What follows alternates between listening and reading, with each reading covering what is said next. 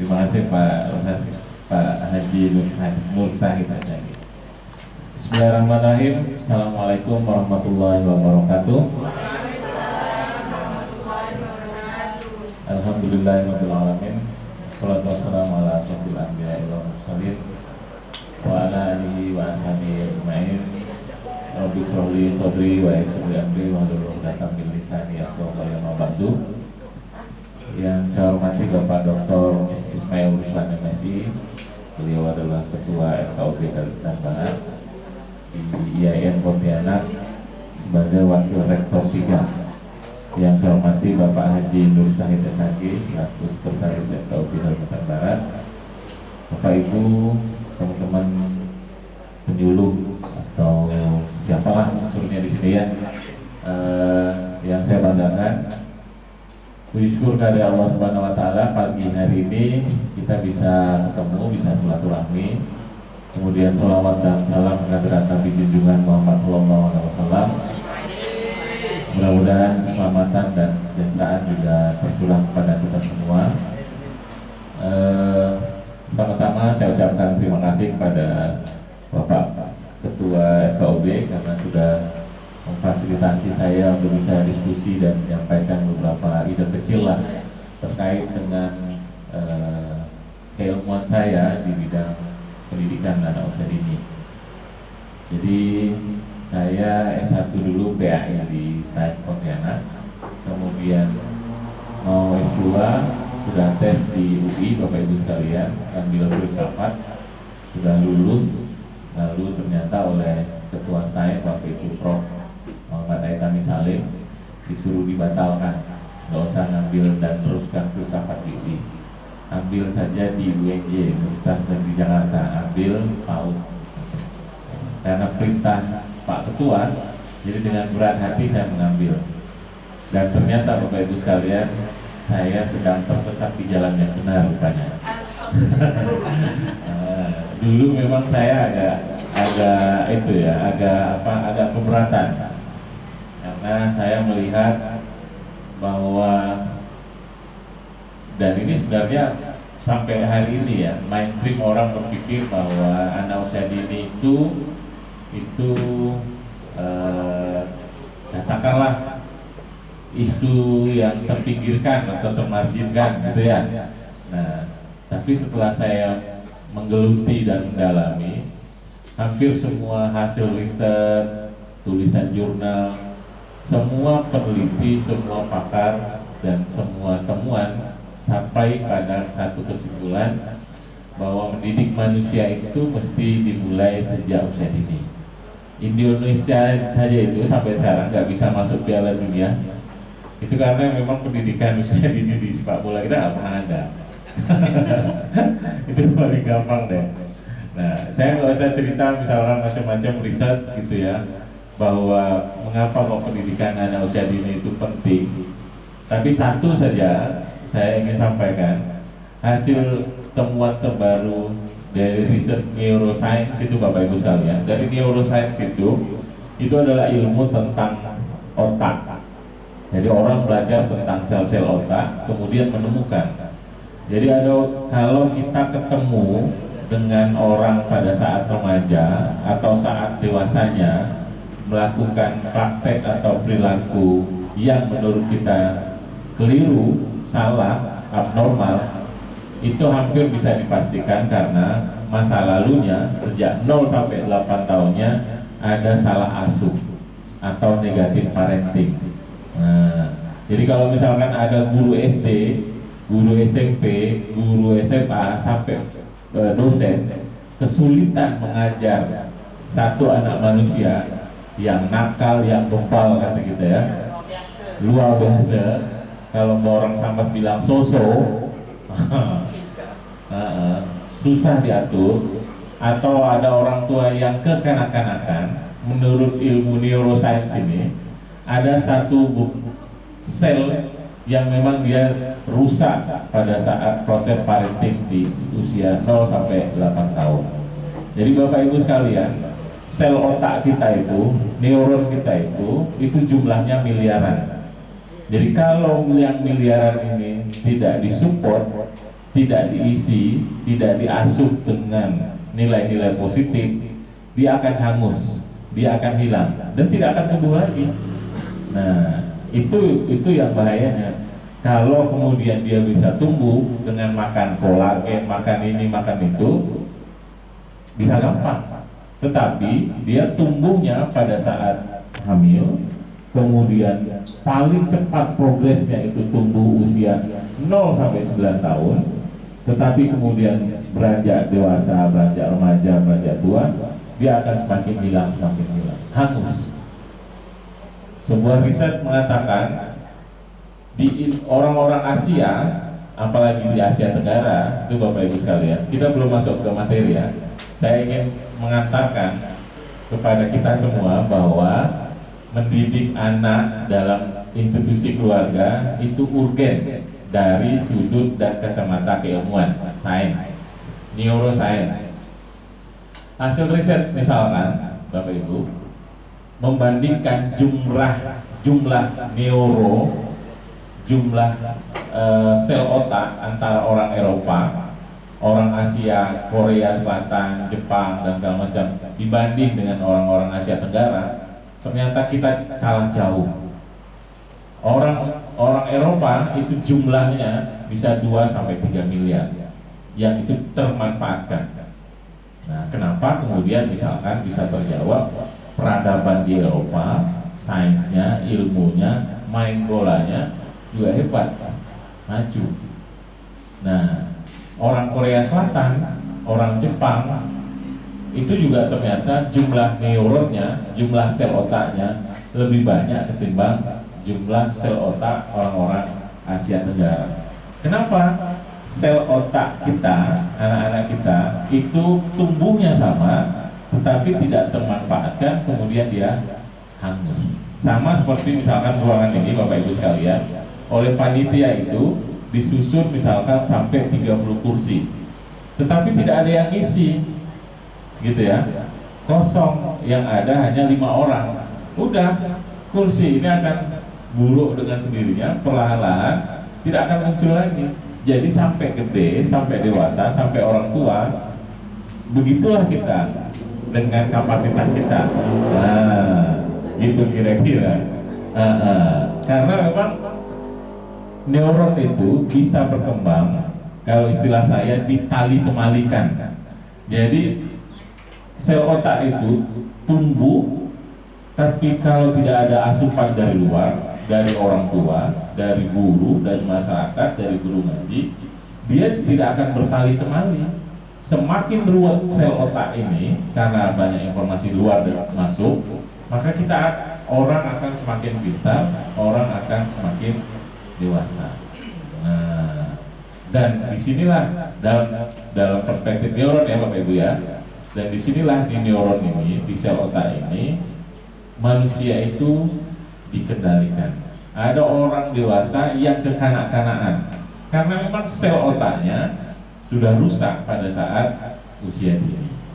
Nah, itu pengantar masuk saya mengapa termasuk radikalisme atau perilaku terorisme ini penting dimulai dari institusi keluarga, Bapak Ibu sekalian. Sebab sekali anak kita atau adik kita atau cucu kita masuk dan mengadopsi informasi tentang radikalisme, intoleran dan segala macam, besok dewasa lusa dia akan melakukan perbuatan-perbuatan yang intoleran, atau bahkan lebih jauh adalah dia akan jadi agennya. Nah, kalau dia sudah jadi agen, dia akan ciptakan aktor-aktor tuh. Kan kalau misalkan di pasar Bapak Ibu ya, kita mau belanja apa nih? Oh, di sana tuh agennya. Nah, dia akan jual murah tuh kan. Dia akan cari sub-sub agen atau reseller lain yang disebut dengan aktor-aktor. Kalau seseorang sudah jadi agen, Bapak Ibu sekalian, dia akan cari aktor-aktor baru. Itulah yang nanti dikenal dengan martir atau pengantin segala macam. Nah, sadar atau tidak sadar, dia menjadi sebuah skenario besar dan mereka sedang menjalankan. Nah, tentu kita tidak mau itu, dan menurut beberapa hasil riset Bapak Ibu sekalian, keluargalah yang menjadi benteng awal, benteng utama dari pengaruh-pengaruh eksternal yang akan masuk. Saya ingin mulai dari beberapa fakta riset Bapak Ibu sekalian. Jadi riset-riset ini menunjukkan bahwa ini adalah temuan-temuan peneliti yang dipublis, yang ini menunjukkan betapa ada relasi atau hubungan antara keluarga dengan perilaku beragama, atau perilaku beragama seseorang itu terkait dengan suasana yang terbangun di sebuah institusi keluarga. Ada riset yang dilakukan oleh Bronstein dan teman-teman. Ini risetnya dilakukan di 9 negara, Bapak Ibu. Ini nggak kaleng-kaleng risetnya. Kalau misalkan kami di perguruan tinggi biasanya risetnya skopnya Pontianak, skopnya Kecamatan Pontianak Utara. Ini Bronstein skopnya di 9 negara, nggak kaleng-kaleng. Apa hasil risetnya? Dia bilang anak yang dididik oleh orang tua dengan atau berbasis pada keyakinan beragama yang positif, dia akan menghasilkan anak dengan kompetensi positif pula. Nah, karena ada hubungan antara orang tua di sebuah institusi keluarga yang menerapkan nilai-nilai keagamaan positif, ini akan membawa kepada perilaku positif yang dimiliki oleh anak. 9 negara. Ini riset pertama, saya ingin tunjukkan. Next. Riset kedua, Bapak Ibu sekalian, ternyata Holden dan teman-teman, ya, ini riset yang berbeda, menyampaikan kesimpulannya, anak yang dididik dalam nilai keagamaan, dalam tanda kutip ya, dalam tanda kutip negatif, justru akan menghasilkan anak yang intoleran. Nah, jadi riset pertama tadi memang anak yang dididik dalam lingkungan keluarga dan nilai agama akan menghasilkan anak yang positif perilaku beragamanya. Tapi Holden dan teman-teman membuat kesimpulan yang agak sedikit lain. Anak yang dididik, diasuh dengan nilai agama, justru sebagian diantaranya akan menghasilkan pandangan tertutup kepada dunia luar. Kenapa? Holden bilang agama itu, nah ini bukan hanya agama Islam ya Bapak Ibu sekalian, yang dia riset ini semua agama gitu. Agama itu dia bilang tidak saja mempromosikan cinta, kebijaksanaan, tendensi dan segala macam, tetapi pada sedikit bagian agama ternyata menginspirasi orang untuk melakukan permusuhan, intoleransi dan kekerasan. Nah, ini hasil riset yang dilakukan oleh Holden, ya. Nah, next Fauzi. Ini yang agak sedikit liberal, yang dilakukan oleh Zong Desity, bahwa dia melakukan riset membandingkan antara keluarga dengan agama dengan keluarga yang ateis. Nah, kalau di barat itu kan biasa Bapak Ibu ya, ada keluarga Kristen, ada keluarga Buddha, ada keluarga Hindu, ada keluarga Islam. Dia teliti, kemudian dibandingkan dengan keluarga yang tidak ada agama sama sekali. Temuannya apa? Nah, ini agak sedikit berbeda. Temuannya apa? Ternyata anak-anak yang diasuh pada keluarga non-religius atau keluarga ateis lebih memiliki pandangan proporsional terhadap pluralisme dan keegalitarianan. Tapi ini hasil riset. Sekali lagi saya ingin tunjukkan fakta-fakta hasil riset. Next. Nanti baru ingin saya kasih catatan ya. Ini saya ingin tunjukkan ini saja dulu. Kemudian hasil riset yang lain, ini hasil risetnya di Indonesia. Riset yang dilakukan oleh Wildan dan teman-teman. Risetnya di Yogyakarta. Yang dia riset apa? Hubungan antara pola asuh orang tua di rumah dengan tingkat serapan eh, sikap dan perilaku intoleran seseorang atau anak remaja. Jadi Bapak Ibu sekalian, secara teoritis mengasuh itu ada 3 pola atau 3 bentuk. Nah, yang pertama adalah otoriter, dan saya kira kalau kita generasi 70-an, 80-an, kita lebih banyak merasakan diasuh dengan pola yang ini. Apa-apa nggak boleh, sedikit-sedikit dipelasa, sedikit-sedikit dicubit, sedikit-sedikit dihardik, sedikit-sedikit dibentak dan segala macam. Ini pola asuh otoriter. Kemudian yang kedua ada yang namanya pola asuh otoritatif. Pola asuh otoritatif ini adalah pola asuh yang lebih demokratis, ya. Jadi anak diarahkan, tetapi anak juga punya pilihan. Nah, yang terakhir adalah pola asuh permisif, Bapak Ibu sekalian. Pola asuh permisif ini kebalikan dari yang otoriter. Kalau yang otoriter itu tadi sangat mengekang, yang permisif ini sangat membiarkan. Kamu mau pulang malam, kamu mau ndak mandi, kamu mau ndak sekolah, pokoknya masa bodoh. Nah, ini permisif. Nah, yang tengah-tengah itu tadi yang otoritatif, tidak juga permisif, tidak juga otoriter. Nah, temuannya apa Bapak Ibu sekalian? Ternyata siswa yang punya kecenderungan, ya ini siswa yang ada di Jogja ya, siswa yang punya kecenderungan terhadap level Islamisme itu diasuh oleh orang tua yang permisif dan otoriter. Tetapi yang tidak terbawa arus atau pengaruh dari intoleran atau radikalisme itu adalah anak-anak atau remaja yang diasuh oleh orang tua yang otoriter. Nah, justru yang otoriter, Bu. Nah, karena apa?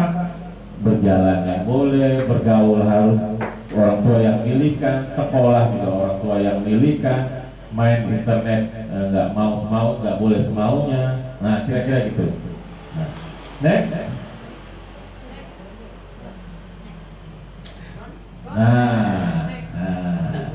Nah, hasil riset yang berikutnya, Bapak Ibu, ini yang dilakukan oleh Hildred Goetz. Jadi ini dilakukan oleh istrinya Clifford Goetz. Kalau Bapak Ibu pernah dengar Clifford Goetz, istrinya Hildred Goetz. Jadi Clifford Goetz itu mau nyusun disertasi, mau selesai S3, dia mesti riset ke Mojokuto. 2 tahun Bapak Ibu sekalian, nggak kaleng-kaleng memang risetnya. Nah, bininya ngikut, tapi bininya ngikut bukan nggak ngapa-ngapa, sekalian rupanya sekalian riset juga. Risetnya tentang apa? Risetnya tentang keluarga Jawa. Nah, jadi yang dirisetnya apa? Bagaimana keluarga berfungsi, dalam hal ini orang tua, ayah, ibu kepada anak-anak mereka. Dan keluarga Jawa dulu tahun 38 gitu ya, Mojokuto itu Kediri, Jawa Timur, Bapak Ibu. Nah, orang-orang Jawa dahulu, termasuk barangkali orang-orang tua Melayu atau orang-orang keluarga tradisional ya, itu lebih mementingkan 2 hal. Yang pertama adalah hubungan transenden, bagaimana anak diajarkan melakukan pola hubungan terhadap Tuhan Yang Maha Esa. Kalau dulu kan masih animisme, dinamisme dan segala macam, dan nilai-nilai spiritual itu diajarkan. Kalau dulu di Jawa itu ada kejawen, sama seperti kita. Kalau keluarga Melayu itu semuanya berbasis kepada nilai-nilai agama, ya kan? Nah, ada sanji, ada kitanan, semuanya ya. Tapi ritual itu karena memang dakwah Islam belum masuk, Bapak Ibu sekalian, sebenarnya dia ingin mengajarkan bahwa ada kekuatan lain, kekuatan luar yang itu disebut dengan entah apalah namanya. Nah, setelah Islam masuk, Islam mengajarkan kekuatan yang luar yang lebih besar itu namanya adalah Allah Subhanahu wa taala. Kira-kira gitu. Nah, orang atau keluarga tradisional itu seperti itu Bapak Ibu. Jadi mengajarkan tentang transendensi gitu ya. Kemudian yang kedua mengajarkan tentang hubungan sosial. Nah, kenapa kemudian Bapak Ibu orang-orang dulu itu lebih ramah, lebih sopan, lebih santun? Karena memang ini jadi standar moral. Malu orang Melayu itu kalau anaknya misalkan nggak sopan. Malu orang Melayu kalau anaknya nggak bisa ngaji. Malu anaknya kita kalau anaknya nggak sholat ke surau dan segala macam. Itu Melayu tradisional dahulu.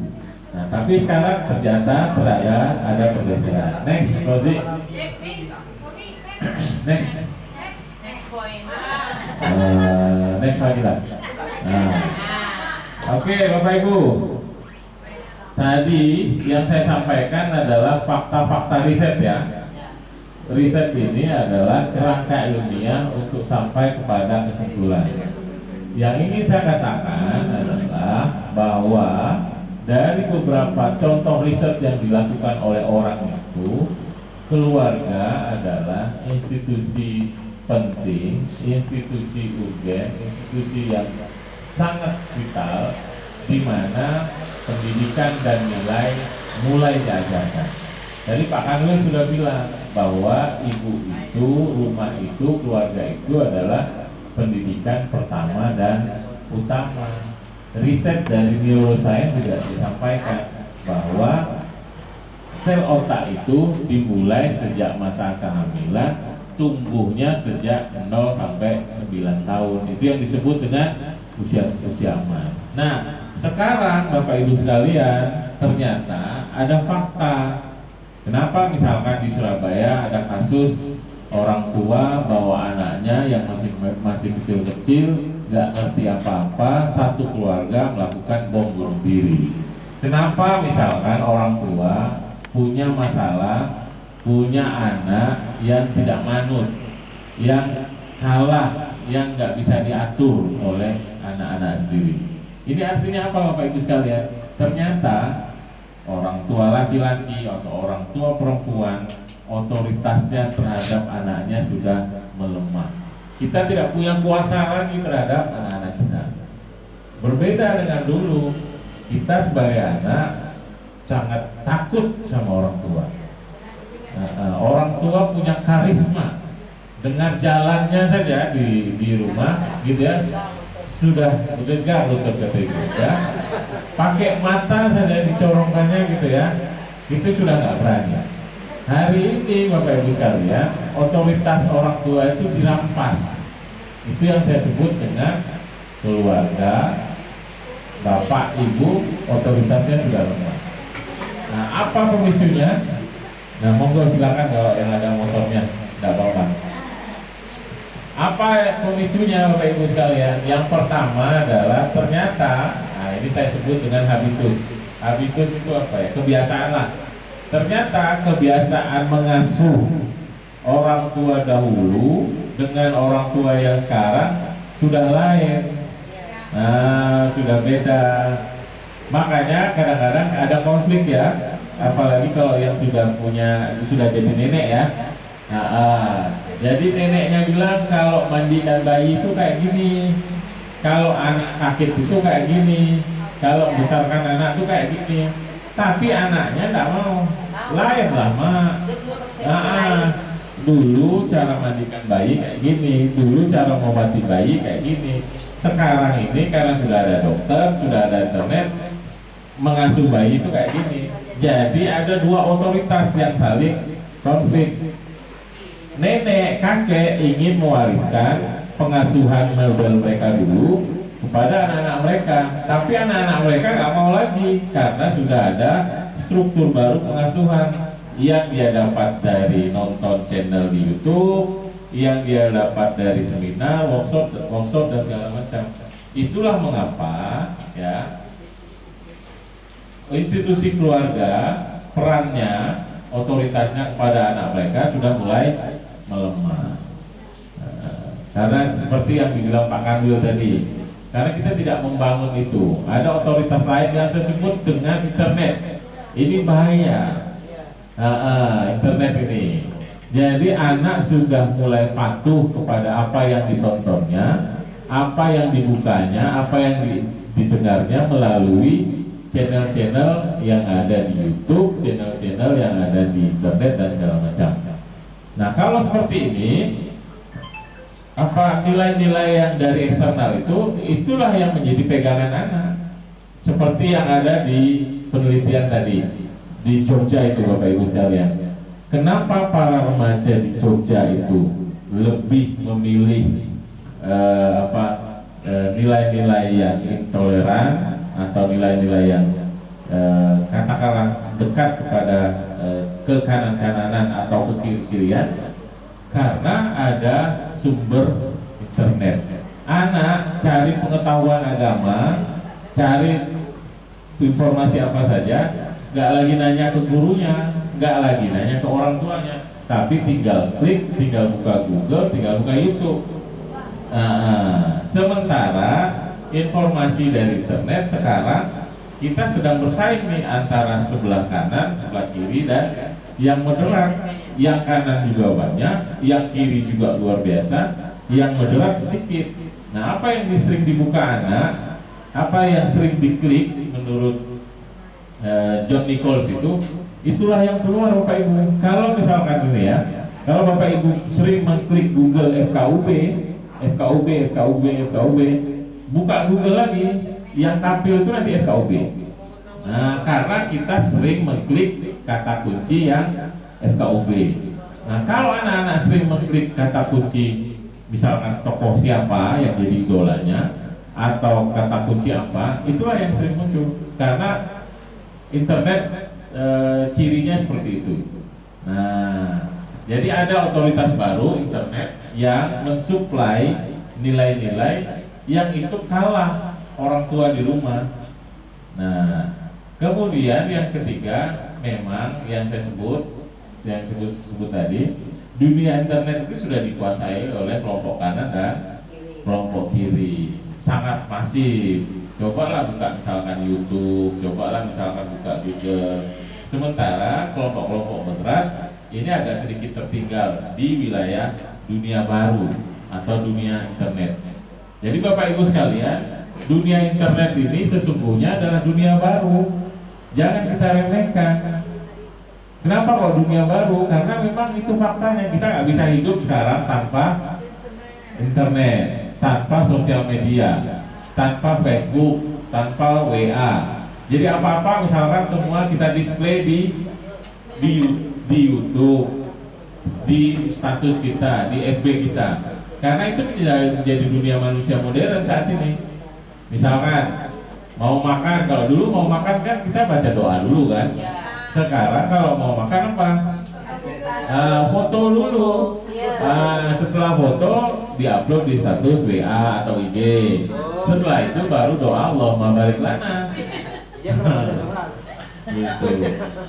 Itu dunia baru. Makanya Bapak Ibu sekalian, sekarang ini orang-orang semuanya bisa tahu aktivitas kita karena kita yang mendisplaynya di Facebook, di IG, di status WA. Nah, kalau dulu ada istilah cogito ergo sum, aku berpikir maka aku ada, Rene Descartes. Nah, sekarang udah agak lain. Aku klik maka aku ada. Ya kan? Nah, kayak Ustadz Fauzi sekarang ini. Kegiatan ini di fotonya biasa di Facebook, dia klik. Maka keberadaan Ustadz Fauzi ini itu dikliknya di jari-jarinya. Nah, dan itulah dunia baru sekarang ini. Nah, kalau kita nggak hati-hati, memang kita masuk di dalamnya. Next. Nah, ini Bapak Ibu sekalian, ini fakta internet, di mana anak-anak kita atau jangan-jangan kita ini masuk sendiri. Ini F7 namanya. Yang pertama adalah food. Jadi internet mengenalkan gaya, cara, menu baru dalam kita makan. Nah, seperti yang saya katakan tadi, kalau dulu baca Bismillah, Allahumma barik lana. Sekarang sebelum makan biasanya ditata dulu tuh bagus-bagus gitu ya. Setelah itu dipoto, masukkan Instagram, baru kita makan. Nah, udah sejuk udah barang tuh kan. Nah, dan itu jadi kebiasaan. Food. Kemudian sekarang barangkali udah tidak mau repot masak, tinggal tekan GoFood. Nah, meluncurlah 30 menit makanan. Semuanya serba cepat. Kemudian yang berikutnya adalah fun. Jadi internet itu mengajarkan kenyamanan, keriangan, kegembiraan. Fun. Kenapa? Karena kita butuh yang namanya kesenangan dan kita dapatkan di internet. Mau cari apa saja. Sekarang kita sudah tidak dekat lagi dengan stasiun TV. Karena kita ada layanan baru di internet. Ada YouTube, ada Facebook, ada video macam-macam. Dulu kalau mau jadi artis harus masuk stasiun TV. Nah sekarang orang sudah bisa jadi artis sendiri, jadi manajer sendiri, jadi terkenal sendiri, asal punya akun saja, nyanyi saja di situ, direkam, masukkan, diupload di YouTube. Syukur-syukur kalau misalkan kemudian viral. Nah kadang-kadang ada yang iseng memang bikin akun TikTok, bikin akun Facebook gitu ya, hanya sekedar untuk cari fun, kesenangan. Kalau viral ya untung. Tapi kalau dulu, wah mesti bersaing dulu kan, Indonesian Idol gitu ya. Saing dulu tingkat provinsi, saing dulu tingkat nasional, saing dulu. Belum lagi dapat komen-komen dari juri yang atau judges yang nyelekit. Nah sekarang nggak perlu, nggak penting lagi. Asal viral di YouTube, pasti diundang stasiun TV. Nah, atau kadang-kadang misalkan kalau cari informasi agama deh. Kalau dulu Maulid, Isra Mi'raj, gitu ya, kita royo-royo ke masjid mau dengar ceramah Pak Kiai, Pak Ustadz. Nah sekarang udahlah, Pak Kiai ceramah di masjid ada lagi YouTube-nya kok, nggak perlu lagi masjid misalnya gitu ya. Sambil baring ya gitu, sama nggak mendengarkan, sama nggak menyaksikan. Nah itu mengubah gaya kita. Ya itu juga mengubah barangkali Bapak Ibu atau kita semua ya, kayak kami ngajar gitu ya. Ya, penting masuk dalam kelas ketemu mahasiswa, tetapi saya punya alternatif lain. Saya tinggal ajak Fauzi merekam, kemudian di-share. Termasuk Pak Kiai barangkali ya, Pak Ustadz kita. Cukup 2 orang saja. Ya, ada reporternya kayak gini. Kemudian saya ceramah live, itu ditonton oleh seluruh Indonesia, bisa sampai jutaan. Jadi yang namanya ruangan itu terbatas hanya di ruang virtual sekarang ini.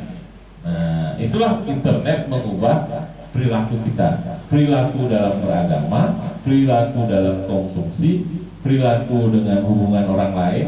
Nah sekarang kalau dulu temenan ya harus kenal, tatap muka, salaman. Nama saya Hamzah, nama Yus siapa, tinggalnya di mana. Kalau sekarang temenan pakai klik saja, mau unfriend juga pakai klik saja, unfollow gitu ya kan. Teman kita bisa dari Amerika, bisa dari Surabaya, bisa dari mana-mana saja, bisa sampai ribuan, 5.000, 10.000. Tapi pertemanannya juga ya sebatas virtual, tidak menyapa juga nggak apa-apa. Yang penting melihat statusnya, yang penting kasih jempol, yang penting kasih emotion, itu pertemanan. Nah, unfollow-nya juga gampang. Kalau kita nggak senang, tinggal klik unfollow saja. Nah itu internet mengubah segalanya dalam perilaku sebagai manusia. Yang yang kedua adalah fashion. Bapak Ibu sekalian, internet mendedahkan kepada kita ada yang namanya gaya berpakaian baru. Nah kalau dulu gitu ya, cari model pakaian harus lewat majalah, ya kan, ada majalah-majalah model ya, atau ada TV yang channel mode. Nah sekarang semuanya bergaya, semuanya bak model. Jadi pakaian kita bisa lihat dari internet. Nah gitu. Kemudian film. Nah gitu juga.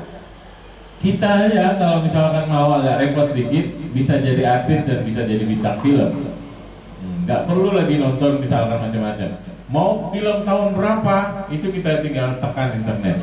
Nah, tetapi sadar atau tidak sadar ternyata film itu punya pengaruh. Nah, karena memang internet itu ada dua sisi Bapak Ibu. Satu sisi positif dan satu sisi negatif. Itu yang saya sebut dengan sisi gelap modernitas. Nah, itu nanti.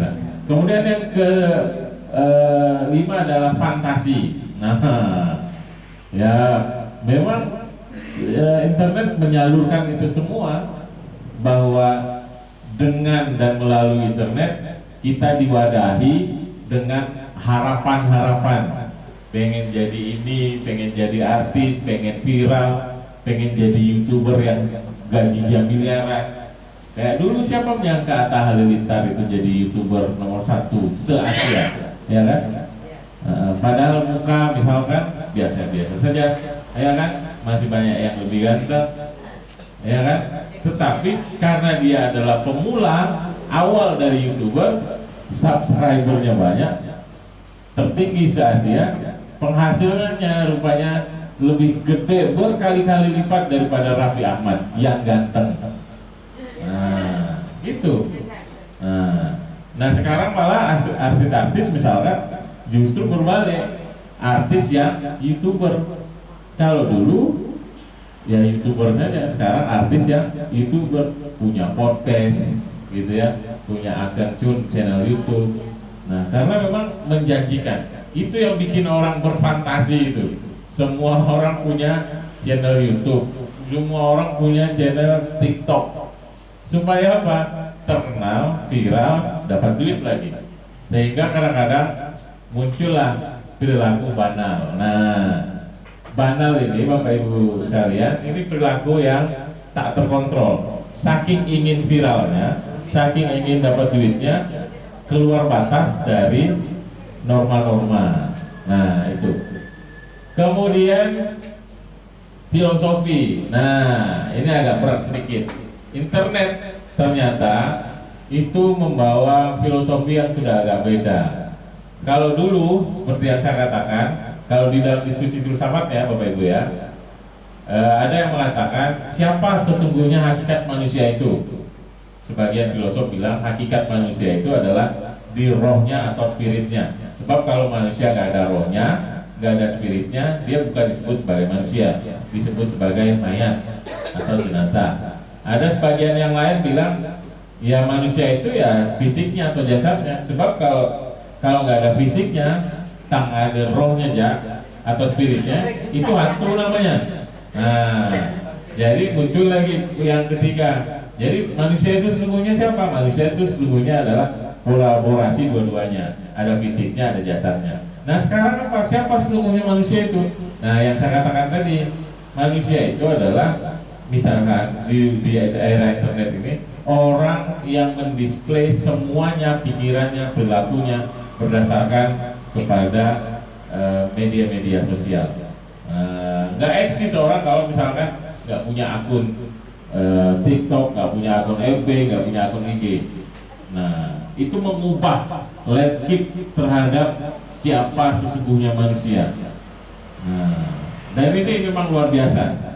Internet mengubah banyak hal, termasuk relasi kita dengan manusia. Yang terakhir adalah finansial.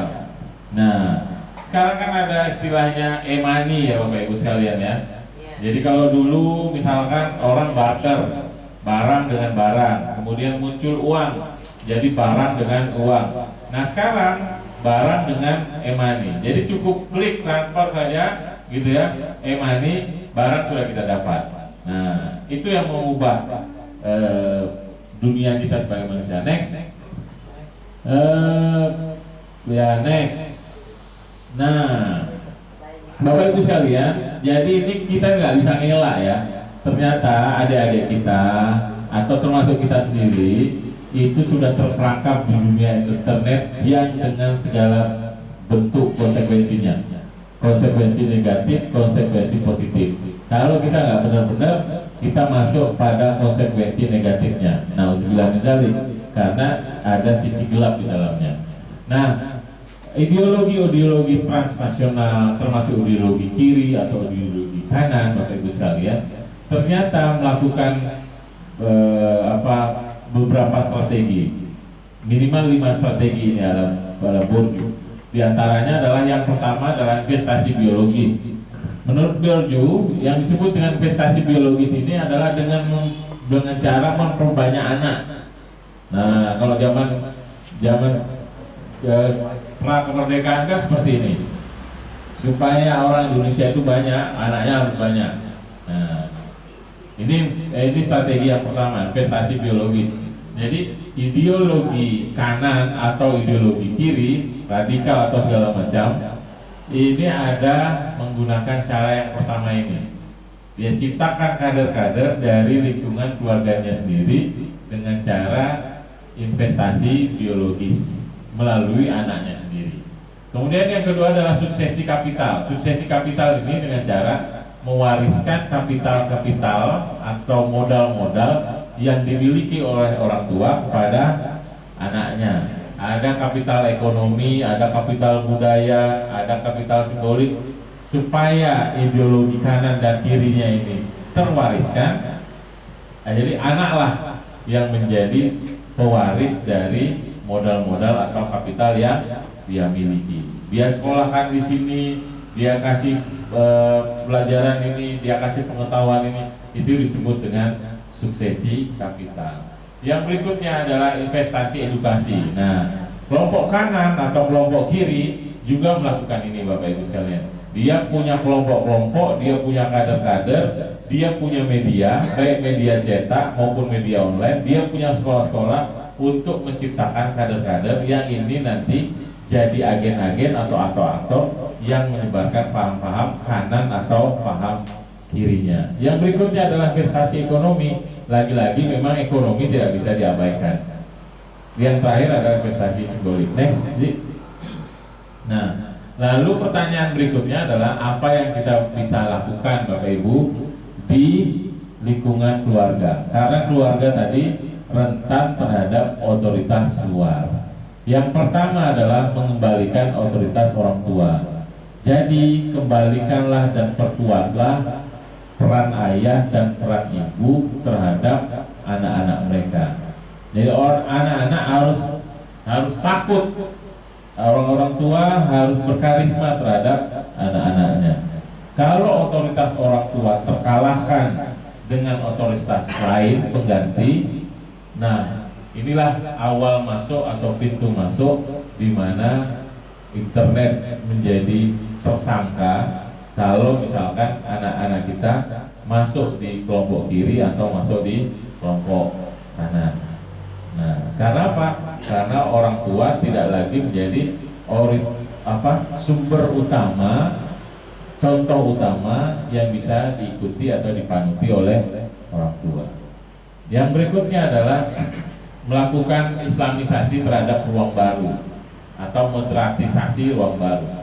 Saya sampaikan tadi bahwa ada dunia baru, ada ruang baru yang kita sebut sebagai internet. Kalau internet ini hanya diisi oleh kelompok-kelompok liberal atau kelompok-kelompok kiri, tidak ada kelompok-kelompok moderat, maka yang mengkonsumsinya juga tidak akan mendapatkan nilai-nilai moderat. Oleh sebab itu, kita harus bersaing di ruang baru ini. Harus muncul nih para penyuluh yang punya konten moderat, harus muncul nih para guru yang mempunyai akun-akun dengan nilai-nilai moderat dan segala macam. Harus bersaing di situ. Kemudian yang ketiga, mau tidak mau atau suka tidak suka, ekonomi menjadi faktor. Kalau ekonomi mapan, biasanya orang tua dalam mengasuh itu lebih fokus. Beberapa riset Bapak Ibu sekalian, orang tua dengan ekonomi yang rendah itu biasanya lebih fokus kepada pekerjaan mereka ketimbang dalam hal mendidik anak di keluarga, karena sudah nggak tempat lagi. Nah, yang keempat, investasi simbolik. Investasi simbolik itu apa? Kita memberikan kepada anak-anak kita tentang simbol-simbol moderat kepada generasi berikutnya. Seperti apa simbol-simbol moderat itu?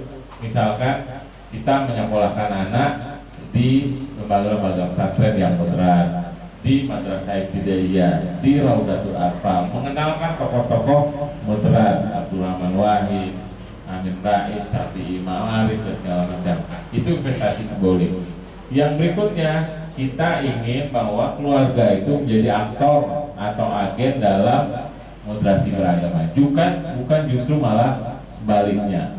Keluarga yang menjadi aktor atau agen dari ideologi kanan atau ideologi kiri. Dan yang terakhir adalah penguatan literasi. Literasi ini banyak Bapak Ibu, termasuk diantaranya adalah literasi ICT. Kalau kita gagap dengan ICT, maka kita akan dikuasai oleh efek-efek negatif dari ICT atau modernitas. Kita harus menjadi orang yang melek terhadap teknologi informasi. Kita juga harus melek atau melakukan cakap terhadap literasi referensi. Harus bisa memilih tokoh yang tepat, buku yang tepat, kemudian tempat sekolah yang tepat, supaya apa? Supaya tidak salah arah. Dan saya kira itu kira-kira Bapak Ibu sekalian peran penting institusi keluarga dalam rangka membentengi dari pengaruh-pengaruh luar, baik itu yang kiri maupun yang kanan. Sebab kalau tidak ada positif parenting yang dilakukan oleh orang tua, maka anak akan membuat otoritasnya sendiri. Nah, jangan salahkan kalau misalkan pada saat remaja dan dewasa anak itu melakukan tindakan yang tidak kita inginkan. Jangan-jangan memang pada saat jadi orang tua kita melakukan negatif parenting. Nah, negatif parenting itu seperti apa? Wah, itu banyak sekali indikatornya Bapak Ibu sekalian. Dan saya kira kalau Ki Hajar Dewantara bilang bahwa pendidikan itu sesungguhnya adalah membebaskan dan memerdekakan dimulai dari lingkungan terkecil, saya setuju itu. Keluarga yang kuat akan menghasilkan masyarakat yang kuat. Masyarakat yang kuat akan menghasilkan negara yang kuat. Nah, negara yang kuat akan menghasilkan peradaban dunia yang kuat. Tetapi sebaliknya, kalau mulai dari lingkungan keluarga sudah mulai berantakan, kita akan ketemu masyarakat yang berantakan. Masyarakat yang berantakan ini akan bikin Indonesia atau negara akan berantakan. Kalau negara-negara sudah pada berantakan semua, peradaban dunia juga akan pada berantakan. Dan itulah dimulainya dari kiamat kecil kira-kira. Saya kira itu yang bisa saya sampaikan. Terima kasih atas perhatiannya. Wassalamualaikum warahmatullahi wabarakatuh. Waalaikumsalam.